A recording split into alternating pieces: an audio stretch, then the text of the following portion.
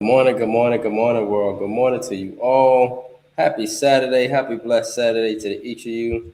Yes, so welcome to yet another great episode here with us. Another fun-filled episode here with us on the Early Morning Sports Talk podcast. As we embark upon what will be another great episode this morning. And so we thank you all for chopping it up with us, and we thank you in advance for a time that will be had. And so, yes, world, we are back like a shark attack, back like we left something. Back like we ain't got no clothes in our back, and for the world is a better place in the moment when the early morning sports talk podcast is taking place.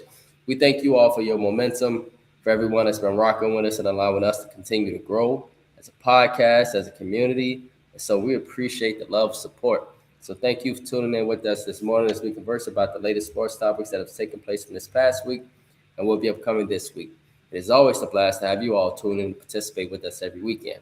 As a reminder, that every week we always like to begin our podcast by reminding our audience that the Early Morning Sports Talk podcast can be found on Facebook via our two Facebook pages, the Early Morning Sports Talk podcast community page, as well as additionally on our Early Morning Sports Talk podcast Facebook page.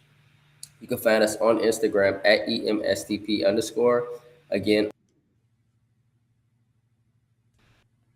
EMS underscore as the spot as the Early Morning Sports Talk podcast, as well as our own Facebook pages via Brandon Price, Jamar Goodman, and Jones, as well as our guests for that weekend.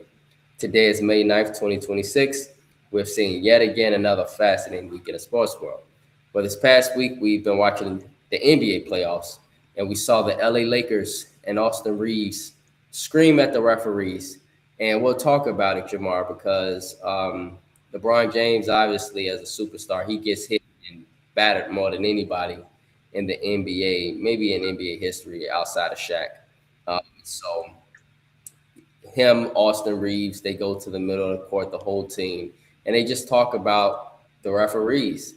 And we'll talk about it shortly because it's a really, really, really good conversation. But, yeah, it's just a lot to talk about with that. On the other hand, the Minnesota Timberwolves, San Antonio Spurs, last night was a great game three. Victor Wembanyama, 40-point triple double. I mean, the man doing everything. He's just doing everything.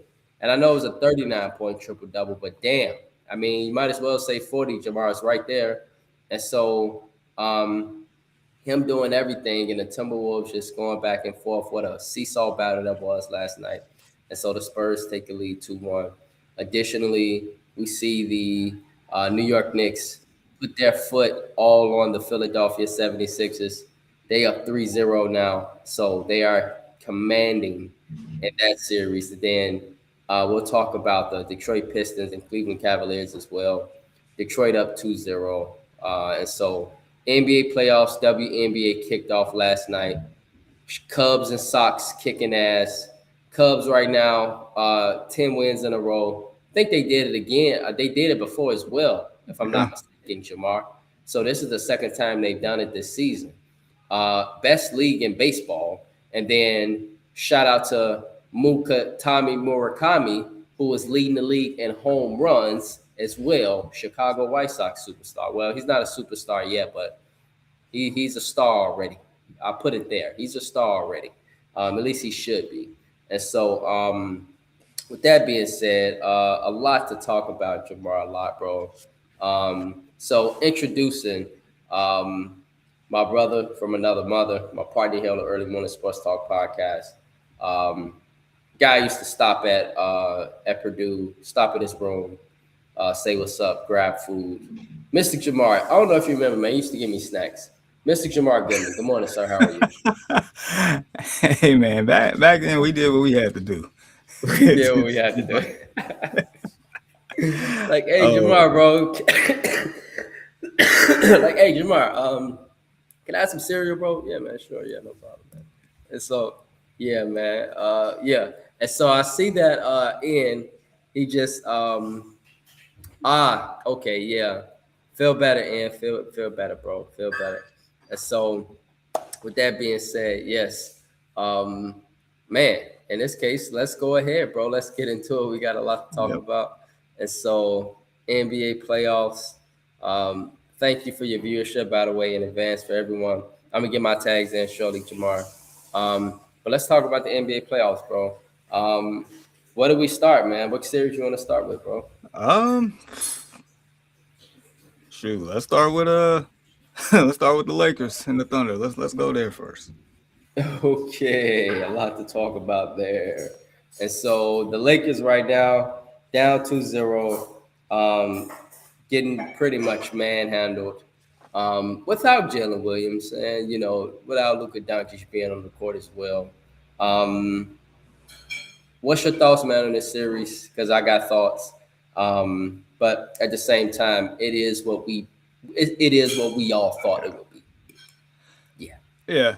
So, all right. So I would say first, what I would say, um, for what it's worth, the Lakers against the Thunder now. I mean, they take it with a grain of salt, but they're playing better than when Luka was playing when they played them in the regular season for whatever reason. They just maybe the ball moves better or whatnot, and the Lakers, I give them credit. Like usually in the first halves of this series, like they hang in there. They do.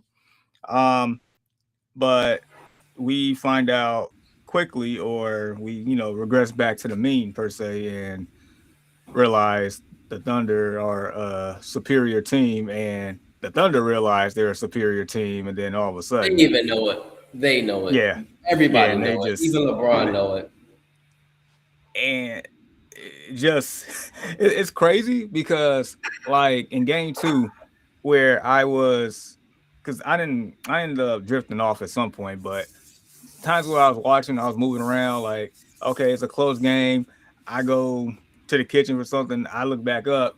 Oh, the Thunder up double digits. I'm like, oh, that was quick. And then I come back and, okay, Lakers make a run. And then all of a sudden, Thunder blow it back open. I'm like, geez, like, okay. The second thing I would say, like, I know we call, SGA the free throw merchant, but he ain't really been to the free throw line. Not this series. And that's the bad part about it. All the complaining is going on, Jamar. And you're down 2-0 still. But he hasn't even been doing for me. And the reason why for me, and I'll just let you finish, bro. He's Yeah. not even playing, and it's not even him. It's the Belgian kid from forgot his name, the left-handed. That's the point guard. It's him. It's McCain. It's Dort. It's just a collective effort. He ain't even got to do nothing. He just saving himself for San Antonio. Pretty much. Like the fact Austin Reeves shot more free throws than Shea in game two. Yes. So it's like you can't point there. It ain't like he's just getting to the line. And matter of fact, the man had his fourth personal foul early in the third quarter in game two. So it's not like the referees are just giving him everything. That's not the case. And like you said, it's everybody else. When you start having like you said, McCain, Mitchell, Mitchell, Holgren's been showing up. Casey Wallace off the bench. Yeah. Casey Wallace, and then also the dude number 24 with the dreads. Is that Williams too? They're hitting the threes, them clutch threes. The center, number 24, passion guy for the Thunder, come in and he hit dagger threes. He hit 2 and 1 threes in game two. Just killing the Lakers' momentum. Yeah, that's Williams. Yeah, that's the other one. Mm-hmm. You got 2 Jalen Williams. Yep. Mm-hmm. So yeah. So I mean, Brandon, are we really surprised at the results that we're seeing? Like, no, like this is what we kind of predicted that would happen in this series. Even if Luka was to play, I mean, I don't see much difference that would happen. I mean, as great of an offensive player Luka is, we know what he is on defense. You think that was gonna like prevent what's happening? And as telling one of my coworkers, like, look, at the moment where the Thunder blows the game wide open, the Lakers do not have enough consistent defensive prowess to claw their way back into a game. Like, consistently. It's not like where the Pistons was down like 20 something points against the Magic in that game 6, and the Pistons said enough was enough, and they just started locking down. The Lakers don't have that. They don't. I mean, Yeah, they don't. at spurts they can look pretty good on defense, but not for a whole quarter or anything. Like they're just not shutting anybody down. They just don't have it. So Right. if the game gets blown out of proportion, then it's like there's not enough. Like you can have offense, but you still got to get stops, and nobody's Right. really slowing down the engine of the Thunder. So that's where I'm I at. mean, the question is, bro, who could really slow down the engine of the Thunder? The Is Thunder nobody on the gets Lakers? right. The Thunder gets you just like, for instance, I remember being as I'm not a real hooper, okay, but a semi hooper.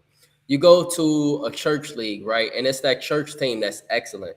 You're like, I hate playing against Apostolic, and I know I'm a Christian, but I hate using the word hate. And so, as we got to play Apostolic, we know they got 3-point shooters everywhere. Oh, kind of remind you of the Thunder. All they do is, soon as you miss, soon as you turn the ball over, they come straight down. They go straight to the corners.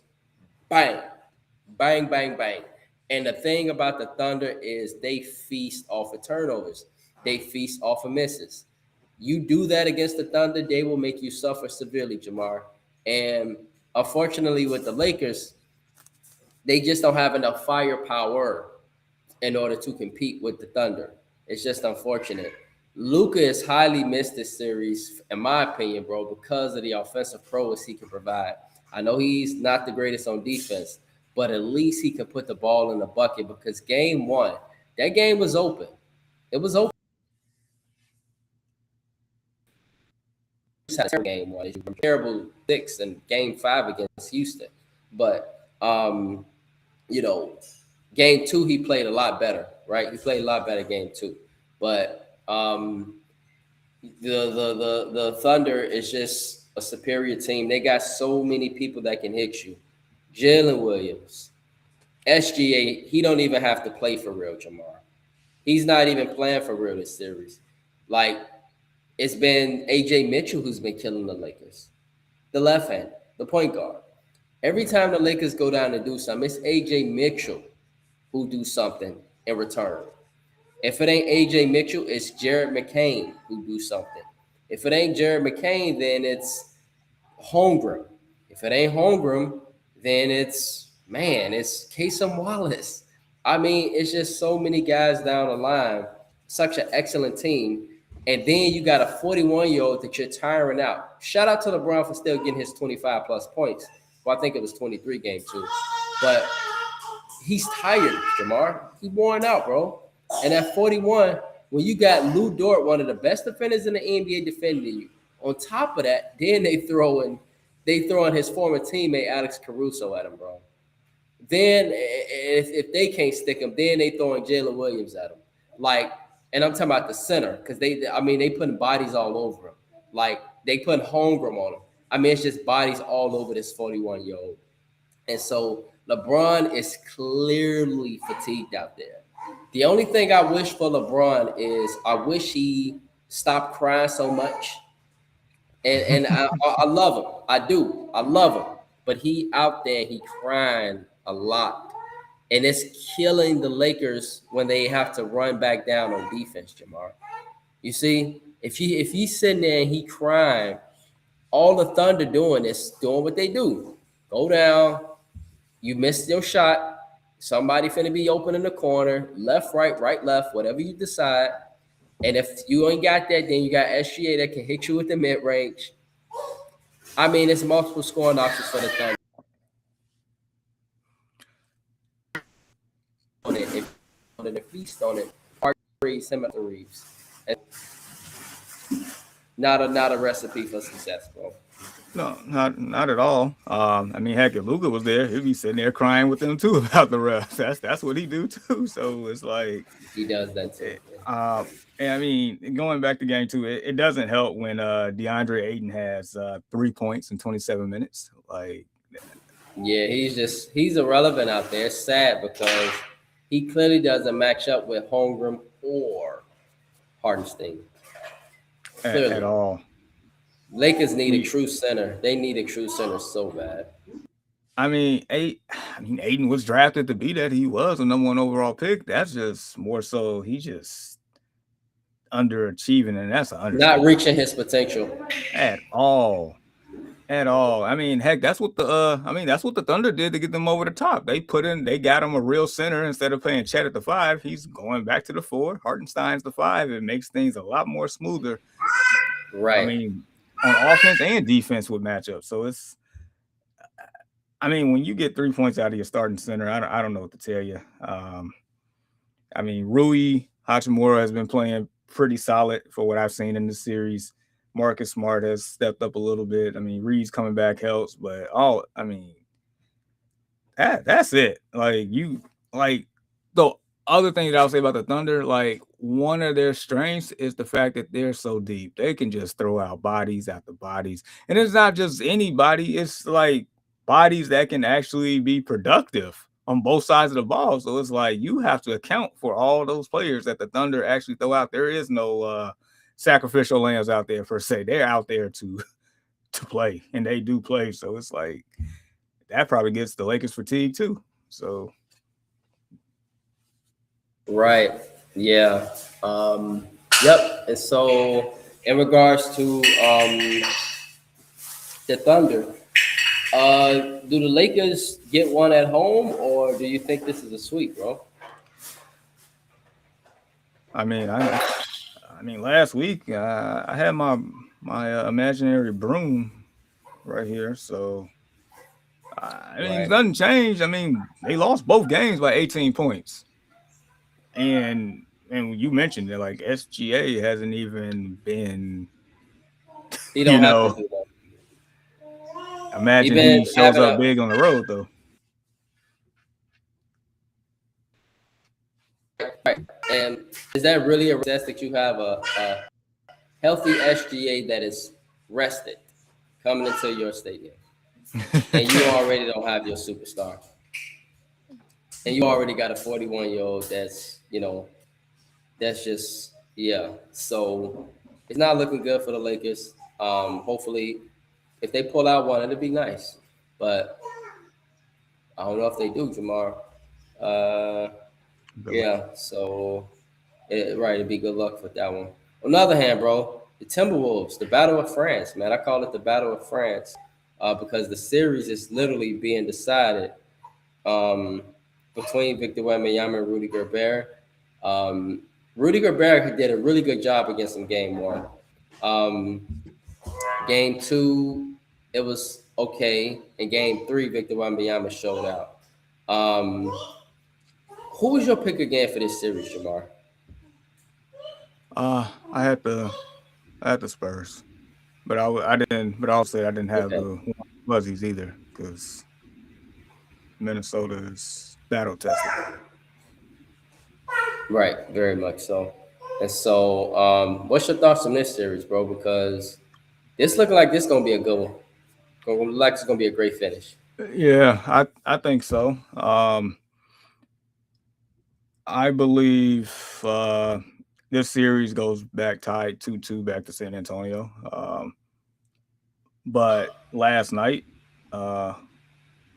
with the way Wemby exerted himself on the offensive end for sure. I mean, he had 5 blocks last night, but the fact that 39 points and 15 rebounds. Look,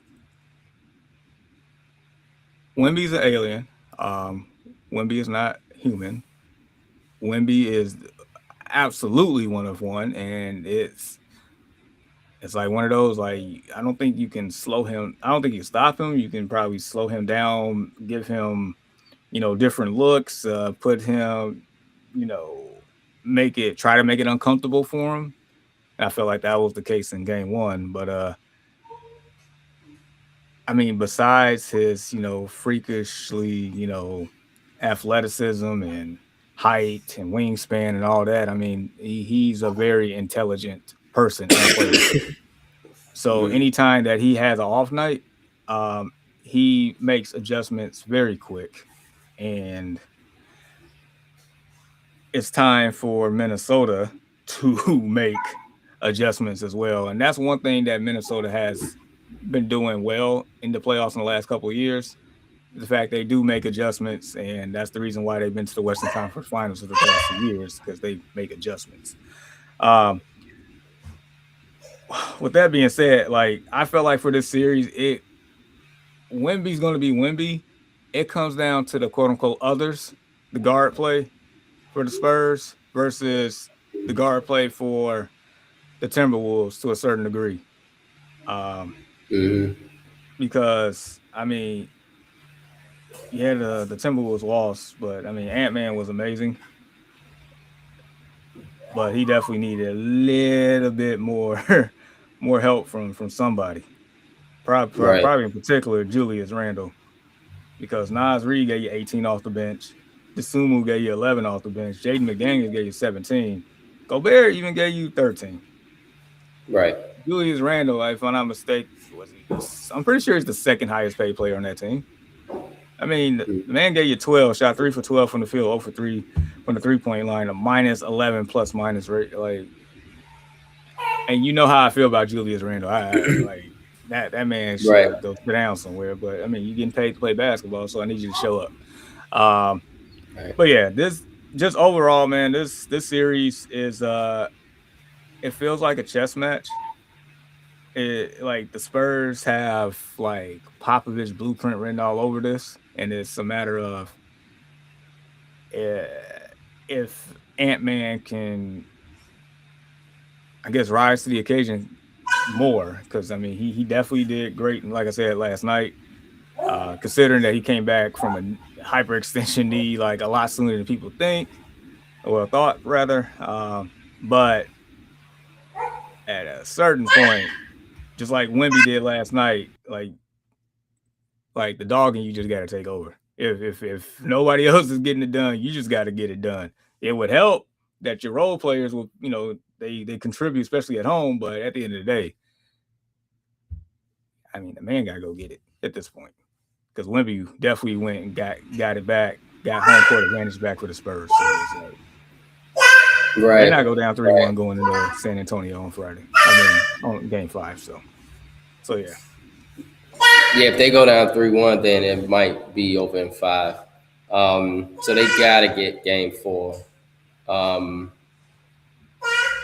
As far as Anthony Edwards, he's showing up and he's playing, but the thing with it is,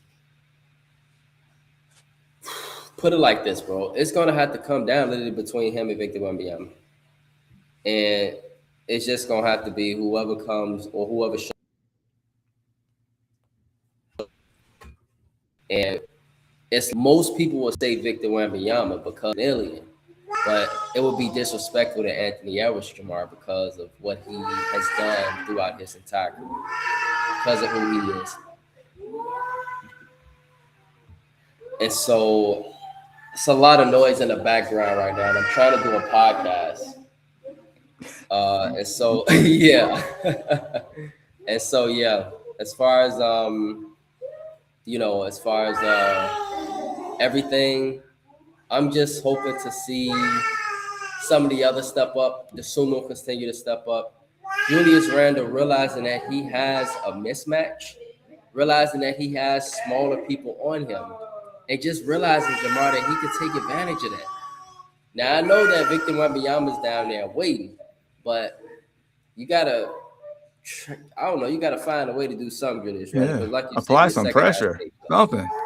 Do something. Get to the foul line or something. I mean, do a fadeaway or something. You know what I'm saying? Like, I don't know, man. Like, do something, bro. But like, he's not being assertive. And I'm literally sitting there watching Game 2, and I was even watching Game 1, Jamar, and I'm just saying, look at that smaller defender on him. Why is he not trying to bully him and take advantage of him? Like he's just not. And I guess that's been kind of the thing with Julius Randle's career is, and why he's never,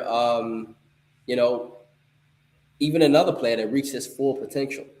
You Correct. see, because he don't take that assertiveness when it's needed. You see, and so I think yes, this is the series right here, Jamar.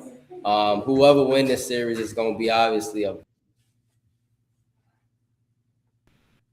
challenger, the Thunder. But you know, we'll see. I think we should be hopefully talking about this series hopefully next Saturday again, and we'll be hopefully be talking about a game 6. I hope so. All right. But regardless of the fact, I think we still heading for San Antonio OKC clash. More than likely. I'm just Basketball, we relooking. kind of know. Yeah. So I'm just relooking at the box score from last night. So I didn't realize Jaden McDaniels shot the ball 22 times.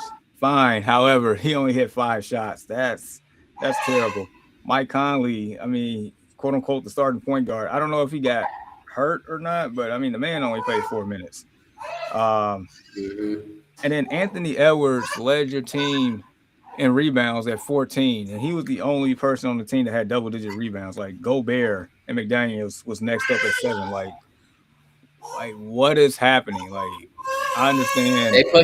They got Gobert. They pushing him out. They pushing him Yeah, out. I It's Victor understand that Wembanyama. point, but still, like, you got to make an adjustment. You got to do something different.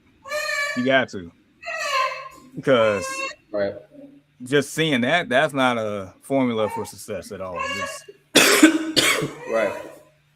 like 7 boards. McDaniels shooting 5 of 22 from the field. Man, Man only to I the free think throw line 6 times.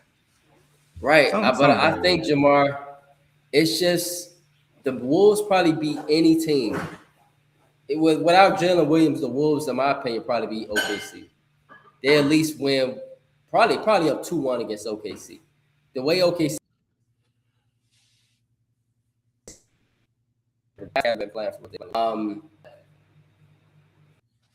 the Spurs. The problem is just Victor Wembanyama, bro. Like, it's like, what do you really do when you can only take the ball within a certain perimeter of the basket? Game 1, he had 12 blocks. I don't think I ever seen anybody have 12 blocks in a basketball game. And so it's clear that if you go in that danger zone, it's going to be repercussions. And so you basically out there shooting jump shots. And the only team I know, Jamar, that can really shoot jump shots and they love doing it is the Thunder. They're like, okay, we'll welcome threes. Give us threes. That's what we do. See, but even Anthony Edwards at a certain point, he got to take the ball inside to the basket. But when he do, Victor Wembanyama blocking it, just like last night. And so Frank Knox, he stated Minnesota were matched up better with Denver, but the Spurs are too fast, too quick, and too flexible. They can't speed. I wouldn't necessarily say that. Like, yes and no. I'll say that. Like, I think the Timberwolves matchup. Fox. I mean, yeah, Fox is that's 1-on-1 with the speed, but I mean, I would say the Wolves definitely matched up better against the Nuggets for 2 reasons. One, they are, faster than them, but also they've played them a few times in the playoffs already. They know them. The second part is, I mean, in the regular season, the Wolves took 2 or 3 of the Spurs, so it's not like, they don't match up well against them. It's just more so, can they make the adjustments needed? And can players step up? I mean, you can't shoot 5 or 22 as a secondary or third-area player and expect to win. You can't have your guard being the best rebounder on the team. You can't have Gobert be non-existent on the glass, even though they're drawing him out. You got to find some way to make an adjustment. It's all about adjustments on this one, in my opinion. Right. I mean, and the last thing I'll say, the Spurs shot 12 more free throws than the Wolves. So Spurs obviously was more aggressive, more physical. And right. The Wolves not gonna win that way. So something got to change. Right. Some got to change. Right now, the Spurs don't fear the Timberwolves, and the Timberwolves fear the Spurs. You know that because of the fouls. You know that clearly because of the amount of fouls taken.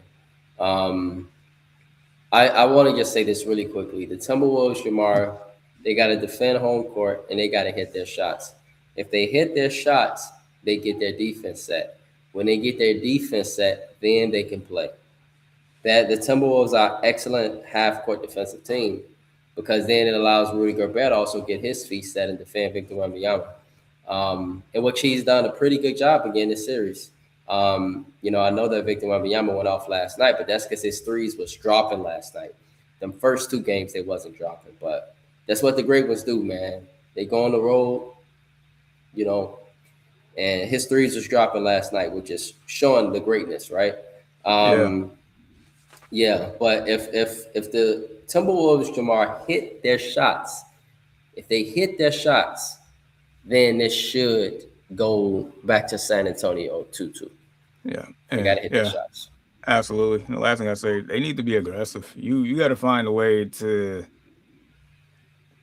if you can get Wemby in foul trouble, you got to find a way to apply the pressure on the San Antonio Spurs defense. If you get them on their heels, then you open up more lanes and more opportunities. You just like you said, the Wolves are a pretty good half-court defensive team. You do not want the Spurs to get set up on defense either and have a person take off 2/5 of the defense. I mean, of the offensive perimeter just because he's there. Like you gotta bully him. You gotta figure something out.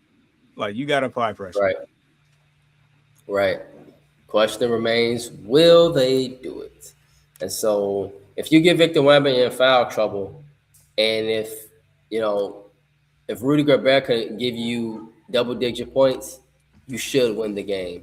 Generally, when Rudy Gobert give you double-digit points, we would all say, "Yeah, the Timberwolves gonna win." Rudy Gobert give you double digits, yeah, but the difference is you got an alien on the other side. So, I like what you said, though, bro, in regards to being aggressive and trying to get Victor Wembanyama in foul trouble. If you do that, then that opens up the game tremendously. It opens things up tremendously. So yeah. On the other hand, bro, Knicks, man, bro, the Knicks looking like they looking good, man. Yeah, it's about damn time, right? Like Mikal Bridges, welcome home. I'm glad you're actually playing and actually being productive, and we're not questioning your existence on this team, and the assets that they use to acquire you, we're not questioning that anymore like we did in the first round against the Hawks. Well, we still gonna question it. It's hopefully he keeps it up because it's only the second round. Oh, my bad. But yeah, no, Bridges 23 points. Thank you for showing up. 2 steals. Brunson, he's been playing lights out. And they did all this with Karl-Anthony Towns and even get 10 points. He only had 8. So, and I did watch that game, and it was man, you can tell that New York is a superior team. And that's no disrespect because even Joel Embiid, I think even if he played, it wouldn't have mattered. No, you know what I'm saying, Jamar? Right. It wouldn't have mattered. Yeah, I mean, because I don't think he played last night. I don't think he played in game 2, but either way, like same principle. It wouldn't have mattered in game 2 either. Right. Yeah, it's just one of those to where, I mean, the Knicks can match up pretty well with the Sixers. Yeah, I feel like the Knicks does match up better with the Sixers than the Celtics did with the Sixers on that one. But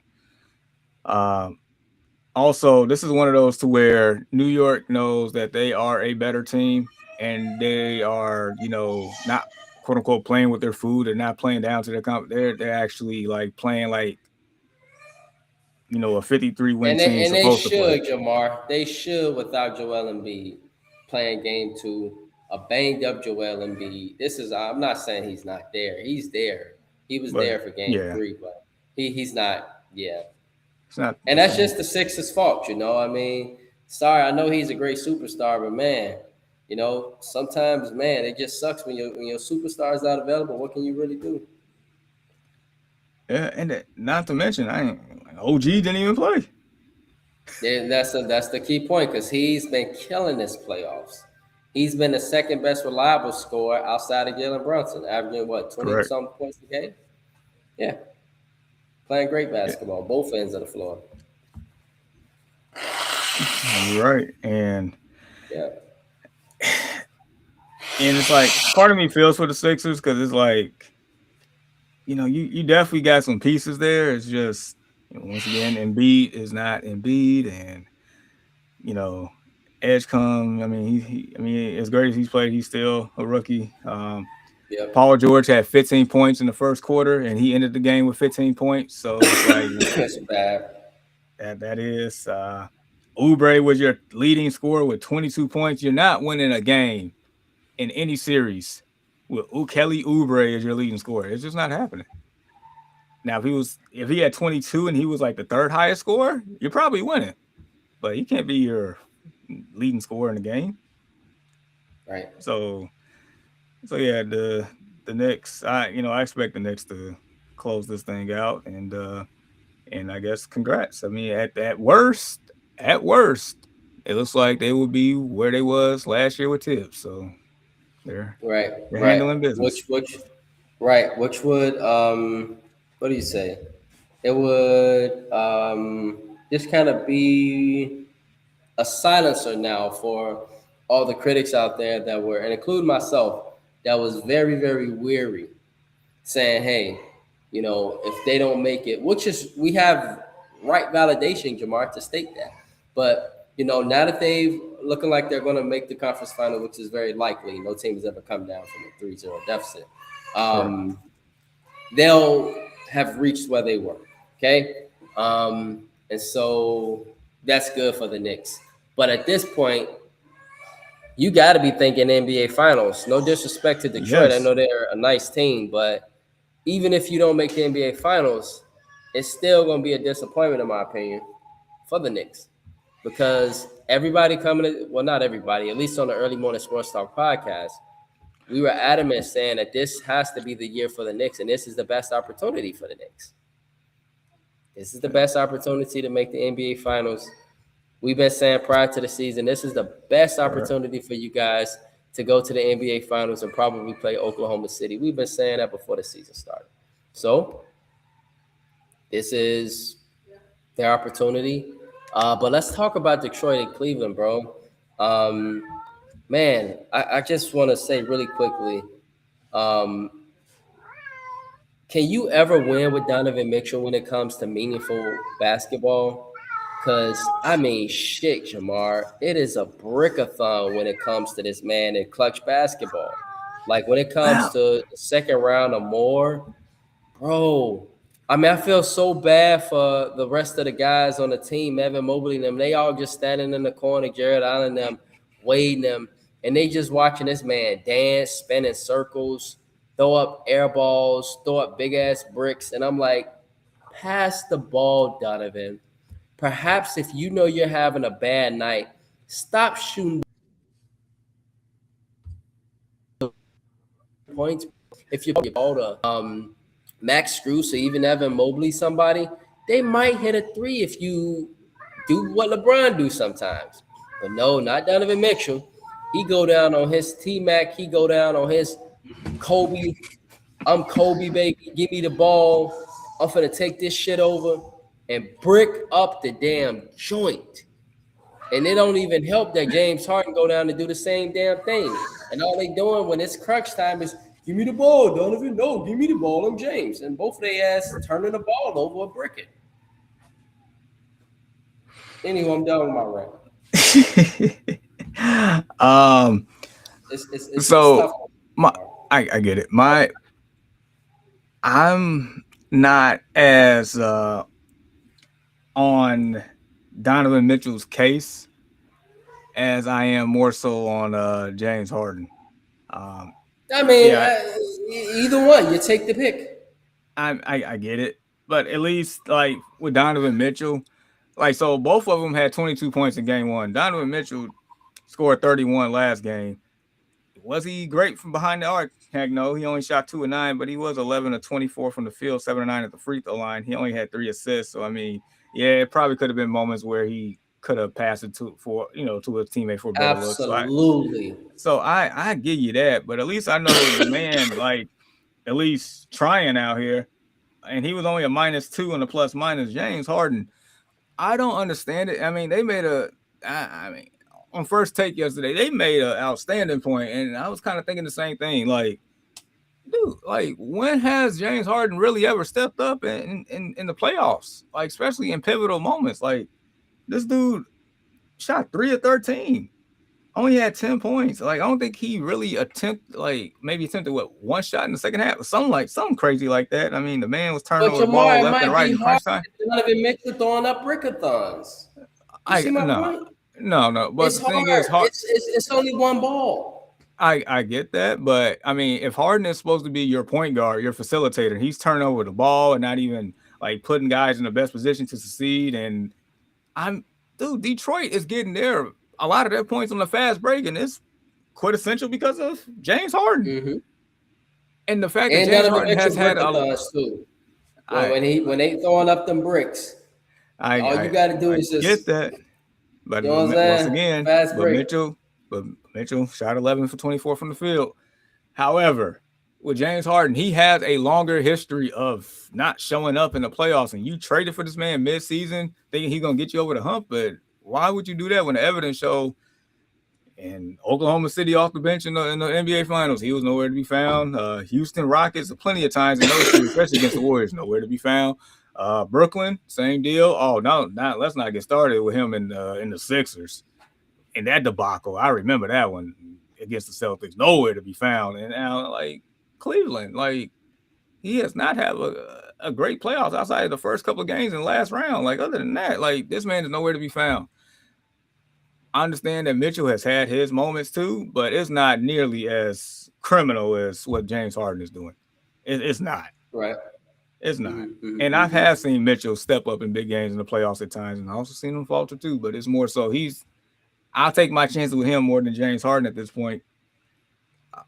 I don't know. Right. And that's just and that's a bad thing, Jamar, because we're saying, hey, I'll take my chances with Donovan Mitchell. And for me, I'm saying, I don't know because if they don't show any fight tonight, they lose tonight. We'll see something happen in the offseason. Either the head coach or James Harden, one of them will be moving. That's for sure. It's just you have both of these guys, and these are your two best options. And it's like Donovan Mitchell, streaky. He don't know when to stop. He don't know when to stop shooting.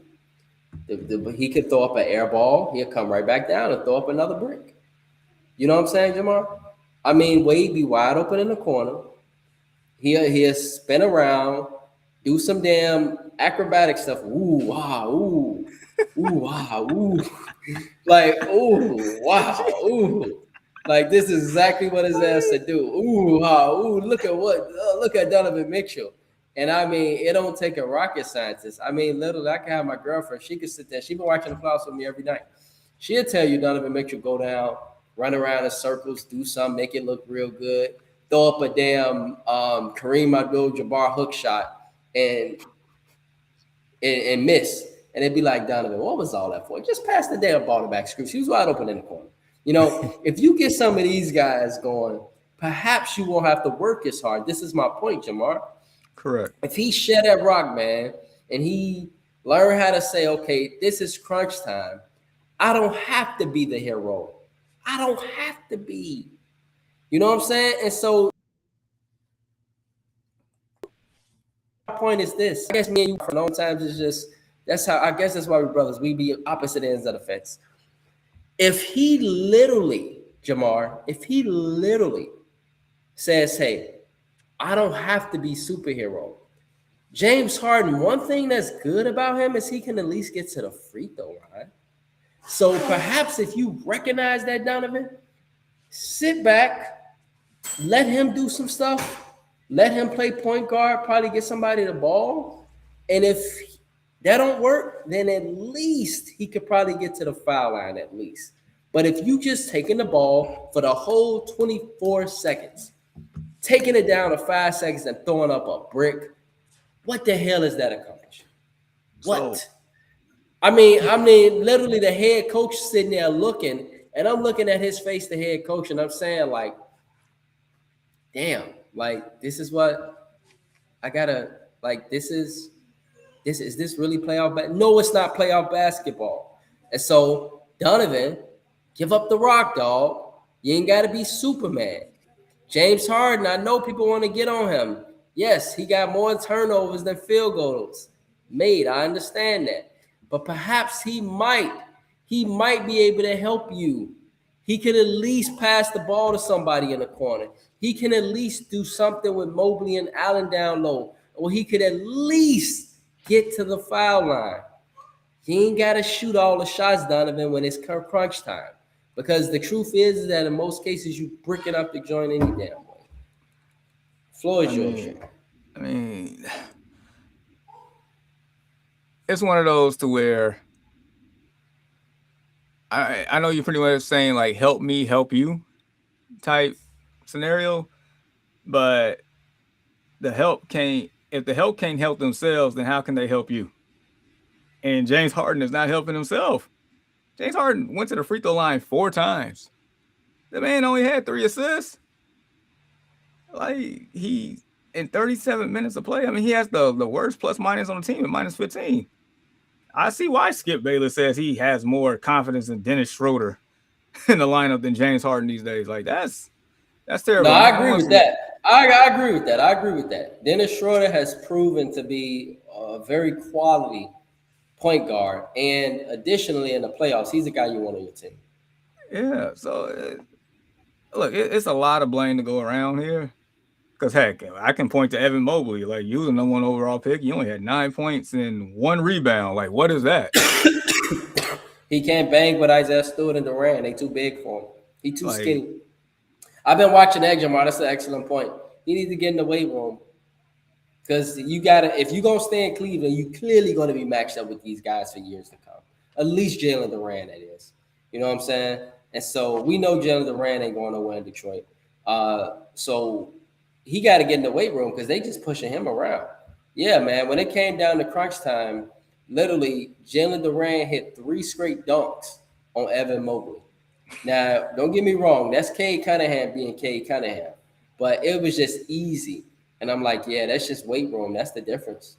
That's clearly somebody that's in the weight room, stronger, more powerful. And Evan Mobley just out there looking like a skinny, tall kid. Yeah.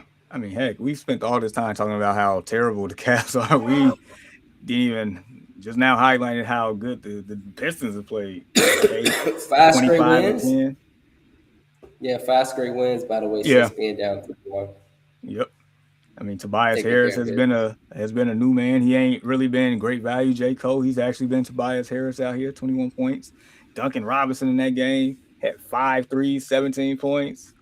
Stuart Thompson, he got you double-digit points. Jenkins, the backup point guard off the bench, got you 14. I mean, he's been an excellent pickup. Shout out to that undrafted kid. He's been holding steady. And then the fact that you forget they have Karis LeVert on the team, and we know that he is a bucket getter. He could come in and get some points. Yeah, he can come in and get hot. But I just want to say Tobias Harris, bro. You know, last Saturday I wasn't so confident in Tobias Harris. But you know, Tobias Harris has legitimately turned out to be the second best option for the Detroit Pistons outside of Cade Cunningham. The argument that was made 2 Saturdays ago and last Saturday, who the hell else gonna do something for Detroit outside of Cade Cunningham? Exactly. If that don't happen, they not going nowhere. But, you know, Tobias Harris, man, he's been stepping up, Jamar, and he's been hitting shots that I'm like, oh, man, he usually don't hit those shots. He's been hitting them this playoffs. And so he's been a reliable piece. And even the head coach, Bickerstaff, he said, can't nobody tell me shit about Tobias Harris. Tobias Harris. He's excellent, always available, plays both ends of the floor, leader. So, Tobias Harris, man, if the Pistons want to make this championship run, Jamar, and they want to make some noise, beating the Knicks, obviously, because no disrespect, guys, we don't believe to our viewers that the 76ers, will beat the Knicks, and we don't believe that the Cavaliers will break turnover these other two. So we looking at a Pistons-Knicks conference finals pretty much. But if the Pistons want to get to the finals, it's going to have to be Tobias Harris. He's going to have to step up along with these other guys because, I don't know if they're going to have a lot of room for error against the Knicks. I mean, I will say this, though. The Pistons have owned the Knicks in the regular season. I feel like that does mean something. But They have. It's a different ballgame in the playoffs. Yeah. And so, man, in regards to Tobias, this undrafted kid, Jenkins, Jalen Duran out there just bumping all over Evan Mobley's skinny self. He needs to get in the weight room. Isaiah Stewart blocking anything that comes near his perimeter. And Duncan Robinson with his three, Jamar. When Duncan Robinson, that's why he wins. He's such an elite shooter. We talk about guys who win, Jamar. Duncan Robinson is a guy who wins. When you look at his career, he's always in the playoffs. Think about it. He's never not in the playoffs. He was always in the playoffs with the Heat. Always on a team that scared you because if he could hit a few threes, it changes the whole trajectory of a game. And he hit 5 game 2. 5. Duncan Robinson hit those threes. Pistons can be very elite. And so, bro. I don't know if you got anything else from the NBA playoffs, but Lakers looking like they're going to get finished off. Timberwolves, Spurs, that's going to be a continued dogfight. Yeah. Knicks clearly got a gift with Joel Embiid being out, but regardless of the fact, they're a better team, period. And Cleveland, just brickathons, etc. Detroit just looking like the better team. So, kind of what we expected, man. Yeah, pretty much, yeah. Yeah, man. On the other hand, bro, good news here. Chicago Cubs, second 10-win games. 10-win game streak. Best record in the MLB. Man, the Cubs are killing it, bro. I thought they would be. We knew they would be good. We all knew they would be good, but I didn't think that they would have a better record than the Dodgers. I mean, yeah, of course it's early, but the Cubs are leaving their footprints on this season by far. Pitching has and the crazy thing is they've been through so many injuries, and they still finding ways to win. Their manager, I know the guy's name. It's on the tip of my tongue, but nevertheless, the buttons that he's pushing this year are working. On the World Series with the Cubs in 2016. No, because he was the Brewers man. Yeah. Craig Cancel. Yeah. So he's pushing all the right buttons this year. Early on they was in a little slump, but now got Alex Bregman, the guy that you brought in from the Red Sox, gave him all that money. He's showing up. PCA, Pete Crow Armstrong, he out there balling. Seiya Suzuki, he out there doing his thing. Michael Bush the bat starting to warm up there. Nico Horner, when he was playing, I know he got the deal right as the season started. Like they all are, and Michael Bush too. He's a very proven veteran. Won a lot of his career. Yeah, dude, this team, in this 10-game winning streak, it's always been somebody. Is not like the same hero. It's been somebody different each and every time, and that's what makes it kind of dangerous because they have the confidence, like, yeah, I know we're maybe down, but we gonna figure it out. And I mean, they like at the time when they played the Reds, it was a 4-game series, and I think they were tied at the top of the division. And of course, the Cubs won all 4 games, and the Reds are at the bottom of the division now, and they still Right. got a winning record, and that's how competitive the NL Central has been. So Central is. Yeah. I mean, nevertheless, like, dude, they're plus 56 and run differential, 18-5 at home, 9-7 on the road. This team is legit, and they don't even have Justin Steele back, who I think probably comes back in the next couple of months. So it's like they're still missing players on this team.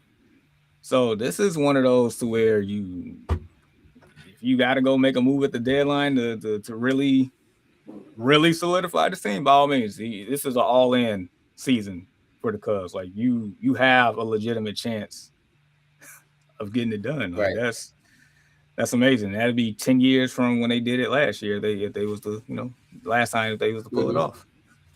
Right. Yeah. And so now I know on the other hand, the White Sox, fourth in the AL Central, 17-21. They lost 3 straight.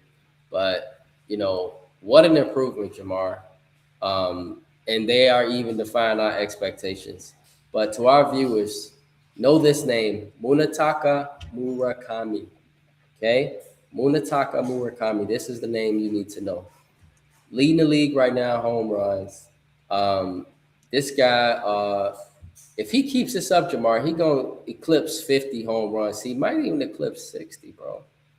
We only a month into the season, and so, we're only a month into the season, so it's a lot of baseball to be played.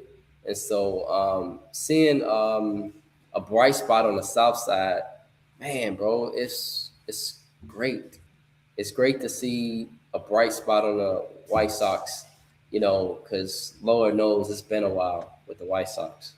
It's been a while. And so, I just hope they continue to win and continue to improve and, man, even have a winning record come this season or somewhere near winning record. Not even if they make the playoffs, if they just have somewhere near winning record, bro. But I tell you what, if Murakami continue to play the way he's played, they'll continue to be where they are, and they'll be somewhere, around 500 if he continues to play the way he's playing. I mean, yeah. So they for one, they do have the benefit of being in the division that they're in. So it's like if they continue to play like they've been playing, they'll still be in contention within that division. So with Murakami being the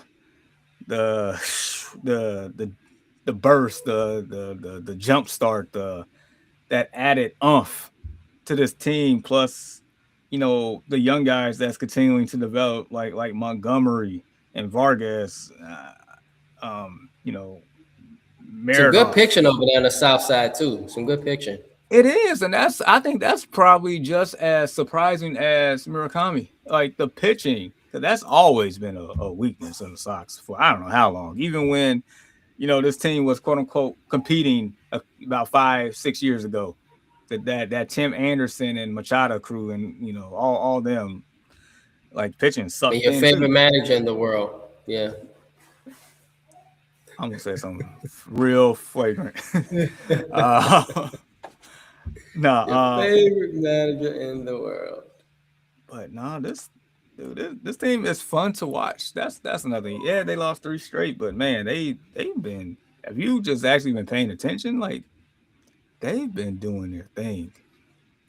And yeah, and then the fact that Skubal for the Tigers. I mean, he's out for a couple to a few months now, so it just makes the division maybe that much more, open. So it's exciting to watch White Sox baseball. All I wanted them to be is competitive, and they've done that and more. And I feel like it started with the bat of Murakami. Him and Judge lead the league in home runs right now at 15. They could, yeah, at this pace, he better get to 50 at least. I know they Right. probably gonna pitchers probably gonna probably adjust to him because I mean that point is coming because they at one point I think they said like it was something with the fastball. Could he hit a major league fastball? Yeah, he does that. Now is they gonna start throwing off speeds to him, or they gonna start trying to make him chase? I mean, but the man Right. draws pretty like his plate discipline is good too because he gets on base with walks too. So it's like um, it's just all about if He's they a can just start. very disciplined hitter, bro, and I think it's just part of that system in Japan, Jamar. They produce, really, in my opinion, the best baseball talent on earth. I mean, think about it. Who really out of Japan comes out that's trash? I can't think of anybody.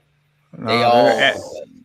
yeah, at worst They serviceable compete. at best. At best, I mean, you're looking at Otani, so it's like from serviceable to Otani. Like, how bad can it be, right? Come Uh, on. but no, but yeah, and the funny thing is, it's like when he hits, it's all or nothing. So he either hitting a home run or he's getting a single. He don't have any doubles or triples on the year, and that's and that's fascinating to me. But nevertheless, Hmm. like the way that he's playing, he's allowing the younger group because he's only 26, so he's still relatively young. But he allowing everybody else that's been there in the farm system that's been growing, allowing them to grow and get confidence and play ball too, and then they're starting to find ways to win games. They're doing it, and I love it. I love it. Montgomery, I think he Yeah. got 9 bombs on the year. Vargas got 7 on the Hmm. year. So it's like Hmm. they're hitting.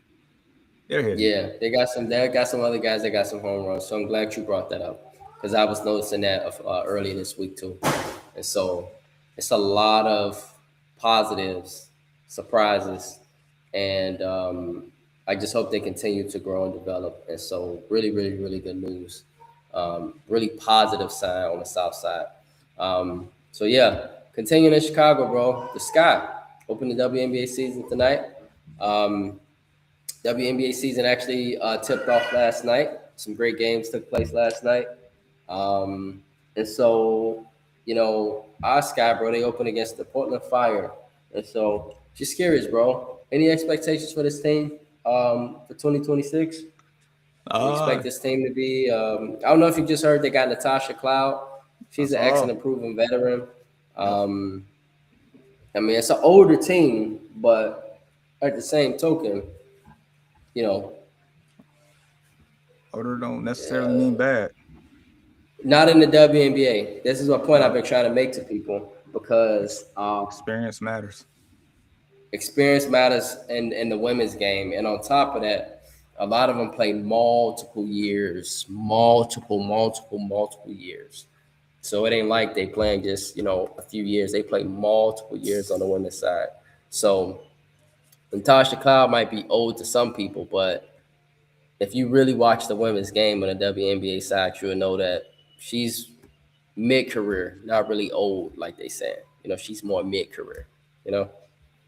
Yeah. Um, dude, I was like, look, get to the playoffs. Get to the playoffs. Yeah.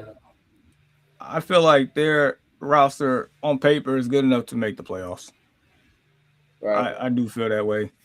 I'm not saying they will be a top 4 seed by any means, but I do feel like they have uh, enough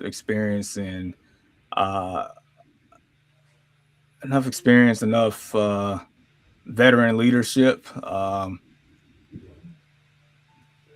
enough. I feel like they definitely got some shooting here as well. So it's like they got size, they got perimeter play. They have a good like core. They do. They definitely did some work in the off season. We know us being from Chicago and the Chicagoland area and knowing these Chicago sports teams where dude for the longest of times, like damn near every team has been known to just have a sorry front office and don't spend like they supposed to like a big market team with any sport, and the Sky was no different because it's been a lot of toxic environment within the Sky organization for a while, and so it definitely seems like a breath of fresh air for them to do what they did in this offseason. Yeah, I get it. Angel Reese got moved, and they cut Haley Van Lith for. Yeah. So I get that, but I mean they definitely, I feel like they added pieces that ultimately made the team better. So I just want to see Right. that coming to fruition this season. This season should be a lot of fun overall, but you're good enough to make the playoffs, in my opinion. You are. Right. Right. So Right. go. Right. Right. Yeah. Go Sky. Yeah. And Haley Van Lith, she's a scorer, but she was just too short, Jamar. And you easily could expose her, on the defensive end. And she just if you had a chance to get Natasha Cloud, if she wasn't available, Haley Van Lith still be on the Sky, bro. But Yeah. amongst them seeing her available and seeing that she's a good two-way player, but more so a great defender more than anything, what would you do? And so Yeah. they're gonna pay her a lot of money for the WNBA, Jamar. They paying her 555, and so WNBA for one season. But at the same token, I believe she's gonna be worth it. Man, I think defensively there's gonna be some piranhas. You put her and DeJounte Carrington on people, man, they finna be swarming you. And that's not even to mention that Skylar Diggins Smith's a pretty good damn defender too, Jamar. I don't think she's gonna come into Chicago expecting to just not win. She's a very fiery personality, very in your face personality. South Bend girl, went to Yep. Notre Dame, Notre Dame. Yep. won everywhere she's went. Everywhere she's went, she's been in the WNBA finals, a lot of success. So she says she not coming here to just be on some babysitting stuff. And so Rakia Jackson, in my opinion, her and Camila Cardoso, these two have the biggest potential, Jamar. Rakia could be the star. Like if she continues to develop her game. Yep. Corey Lockwood of the Early Morning Sports Talk podcast, he stated he rather would have picked her. And I remember him when it came to the draft, Jamar. He was adamant. Injury, we had a lot of great, beautiful girl, etc. But she was actually on our pre-draft board prior to the 2024 WNBA draft. It was her. And so having her here is great, Jamar. But the Sky success, bro, it's going to depend on Camila. If Camila Jamar can develop to what we would love her and need her to be, then the Sky could be a top 4 seed. It just depends on Camila. It depends on her. It's crunch time for if her. she go, It has to happen this year. Like it's crunch time. Like you gotta. You're not 6'7" for nothing. Like let's go. Let's go. Right. Use that big frame. Block them shots. Take advantage down low. Make them layups. Man. If Camila plays the way we need her to play and she continues to reach her potential, then the Sky could really be something, Jamar. Because you guess what? If she making her shots and her buckets and her bunnies, that allows the Sky to get their defense set. And I don't think you want DeJounte Carrington and Natasha Cloud coming at you. Caitlin Clark gonna have to work when she plays the Sky this year. She's gonna have to work because it's gonna be multiple defenders that they can throw at her, and they gonna possibly be tiring her out because Carrington is no joke, like nothing to play with, bro. And so, she's yeah, and then throwing Skylar Diggins Smith alongside Natasha Cloud at her, it's gonna be a lot. And so, if they our success is gonna live and it's gonna heavily depend on Camila Cardoso. She do what she got to do, Jamar. They win games comfortably. they'll still be in games because Rakia Jackson and the talent she has and all the other guys, the veterans that they got, etc. But these are the pieces, man. So I believe I'm with you. Playoffs. Sky make the playoffs. It's a success. Um, if they don't make the playoffs, I don't know if I necessarily say it's a failed season, but I do expect them to be somewhere in the 500 ballpark. You know, Hey, 500 ballpark. they got to be in the hunt. I mean, I expect playoff. Like you got to make. I feel like you got to make the playoffs. But if you're not, you got to be at least a game out, 2 games. You got to be. This like is what I'm saying. They got to be in a hunt. And when I'm saying like the 500, somewhere in that ballpark. But a losing season, no, that'd be a disappointment. And so, we shouldn't have like a top 5 pick. Like, no, you shouldn't. No. Yeah. And so, big season for Camila Cardoso, because if Camila don't reach her potential, Jamar, I think I'm looking to ship her too. The A ship, you best believe WNBA got a very short time frame. And so if she don't produce this season, they're gonna be looking to ship her too, probably. Dude, I still see where, like, when they was making the final cuts and women that was drafted last year or this year getting cut off teams, like it's cutthroat. Yeah, it's very cutthroat. Yeah. It ain't a lot of opportunities like it is in the WNBA, and that's just because them books financially ain't as heavy as the NBA. You know? Yeah. Yeah, man. And so, I don't know, bro, if you got anything from Jamar this morning. So I did have another team builder exercise, but I want to hold off until our third partner here is healthy for that one. So okay. Yes, sir. So support the screen. You guys see that code right there, Finmo. But we can step into. Well, we can go back to anything tomorrow. We can step into the basement. I do have one question for you. All right. Yeah. And so, in this case, N's not here. And so, yeah, let's go back. Let's head back to anything from Jamar, bro. So, what's up? All right. So, as you probably saw, I know for me, I definitely watched the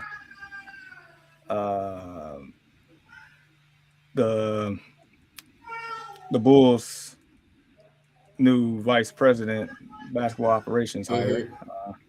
Yeah. Bryson Graham.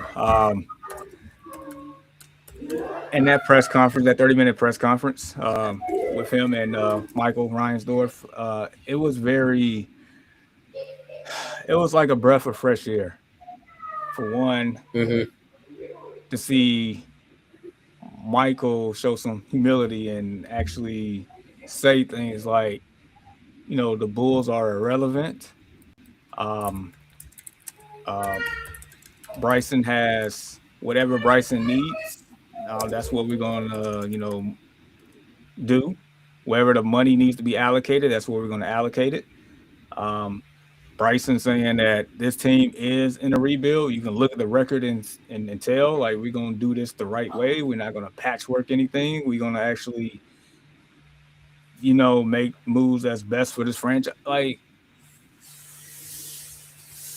I do want your thoughts, but if, like, the last thing I said, this feels like when Ryan Poles got hired for the Bears and they brought in Kevin Warren. It feels like management or ownership rather, has finally realized that what we've been doing is not working, and we need something different here in order for this team, this asset, this product to be successful. So it feels like the page is turning from the AK era, and even to a certain degree, maybe the Gar Pax era here. But yeah, that's what I got from it, from the hire, and actually listening, or more so watching the press conference. But I know you as right. our Bulls man, What do you So, think here with it? right. And so, first and foremost, um, as you told me last night, Jamar, when it comes to our introduction video, Jamar stated our introduction video until he and I sees from the Chicago organization. Until then, to our viewers, you're gonna see a lot of Bears because the Bears are winning. Okay, you might see U of I because they just went to the Final Four. You're gonna see the Cubs and White Sox. They've made improvements. Cubs best record in baseball, but right now with the Bulls, it's been a waste of time. Hiring the executive VP Bryson Graham. Um, I'm a little. I'd love to see a brother number one in that position, bro, and that's great. Um, my concern is him coming from New Orleans. What has they? I mean, what have they done at all in New Orleans? Like what? But the biggest thing is now, who do you hire for your GM? Because Mm-hmm. although he's the executive VP, the biggest thing now is, and for their future success, who do you bring in as a GM and who could work with this guy? Who could work with Bryson Graham? That's the biggest question I got. The Bulls are relevant, and I didn't even watch the press conference, but I was listening to every word you stated, bro. Bulls are relevant. They're trash. That's why they're not an introduction video to Early Morning Sports Talk podcast. Thankfully, to Michael Jordan, they have a brand that's international, but ain't nobody, going to buy Bulls jerseys and buy Buzella's jersey. No, I ain't seen a Buzella's jersey nowhere. Nowhere. And so this shows you how the Bulls are trash. So my biggest question, Jamar, is really just for the GM, who do you bring in? That's crucial for me because that person will have more power. So and there, Gress. Additionally, Sunday is a big day for the Bulls. The Yes. NBA draft lottery will be Sunday. It'll be in Chicago. Not saying that there's a home field when it comes to the lottery and the ball rolling around, but hopefully we get some type of home court cooking being in Chicago, man. And if we could get a top 3 pick, if we could end up with either Boozer, the kid from BYU, or somebody that can help us protect the paint, even Darren Peterson. Um, these are good cornerstones for us to start as a franchise. So I'm hoping, Jamar, number one, NBA draft lottery goes well for us Sunday, bro. Huge for our future. And then number two, who do we bring in as the GM? Number three, I'm loving the fact that Reinsdorf stated he's willing to allocate and spend because his ass has been cheap for years. Correct. It's been part of the biggest problem for us. And so if he's willing to spend, we're listening, and that's exciting news for us because then that means we can finally bring in a free agent because Chicago's a great city. They would love to come to Chicago, but if it's bad management, why would you come? You don't want to be a part Correct. of a losing culture. And so that's what I got, bro. But at this point now, we need to make sure we got the right GM. It's Yeah. not just gonna be the executive VP. We need the right GM. Correct. And then the right GM and VP can hire the right head coach and so on and so forth. Uh, Exactly. It's a snowball effect. it is. And like you said, tomorrow is a big day. Hopefully, we got 2 picks, 9 and 15. Hopefully, we get some lottery luck, like you mentioned. Like, because if we get the luck, we're automatically a top 4. And if you get a top 4 out of a class that has 5, the top 5 is about as good as it gets, then you're pretty much, I don't want to say you're guaranteed to star, but you definitely guaranteed some top tier talent. I'll tell you that much. Right. Mm-hmm. And that's what the Bulls, they need, talent everywhere. Just go grab as much talent as possible and Right. figure it out Right. where. Man, for real. Because if we get some nice talent, we compare that with Buzelis. We compare that with some of our cornerstones, and then from there we can ship off Patrick Williams. And so, yeah, man, just we talking about sunk costs. Learn that in economics class. You're talking about a sunk cost sunk cost Patrick Williams, same thing. Diminishing returns in this. Get him out of here. Yeah, just have to waste some. Yeah, man. Man, anything, y'all. Okay, Rod, what's up, bro? What's up, man? Top of the morning, bro. Top of the morning. Sixers, Lakers, Timberwolves. Get your tickets ready for Cancun. Okay, yeah, I see. Okay. So, yeah, Sixers and Lakers. Yeah, that's easy, bro. They seasons could be over early next week. The Sixers could be likely this weekend. Timberwolves. Yeah, man, they got a big game 4 coming up. If they don't win game 4, we stated that they'll be down in 5. Timberwolves got to hit their shots, and so. But it's hard to hit your shots, man, when you got a center that got 12 blocks. So it's gonna be tough sled, man, for the Timberwolves.